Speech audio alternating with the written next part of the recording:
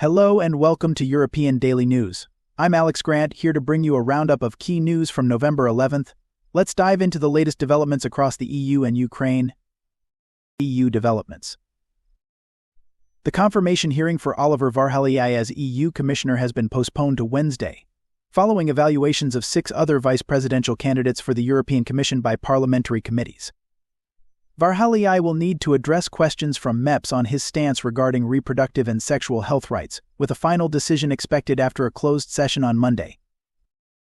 In Slovakia, the government plans to reintroduce the solidarity tax for 2024 on MOL subsidiary Slovnaft, following a year's suspension.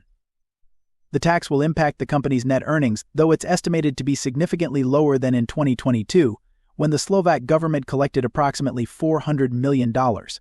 This year, the figure is expected to fall between $150 to $200 million. German Chancellor Olaf Scholz may initiate a confidence vote sooner than anticipated, amid mounting political pressure from all sides. Speaking with ARD's Karen Majowska, Scholz hinted that the vote could take place before Christmas, stating, "If everyone agrees, it's not an issue." Meanwhile, protests erupted in Serbia following a tragic incident at the Novi Sad train station, where the collapse of a concrete roof claimed 14 lives earlier this month. Protesters are demanding arrests and resignations of key officials, citing corruption and poor renovation work. The incident has been linked to a wider network of infrastructure projects involving Chinese state-owned companies operating in the Balkans. Italian Prime Minister Giorgia Meloni's migrant screening program, aimed at processing asylum seekers outside the EU and Albania, has encountered legal setbacks. A Roman court recently denied the official request to detain 7 migrants who had been transported to Albania just last week. These individuals, originally from Bangladesh and Egypt, will now be transferred back to Italy. Piotr Serafin, Poland's nominee for the EU Commissioner for Budget and Anti-Fraud, has called for an increase in the EU's long-term budget, arguing that it should exceed 1% of the EU's GDP.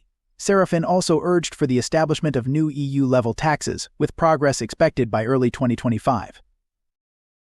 In technological strides, the EU has launched the EuroPC initiative to establish its first AI factories. These facilities, aimed at advancing AI development across Europe, will be built around state-of-the-art supercomputers.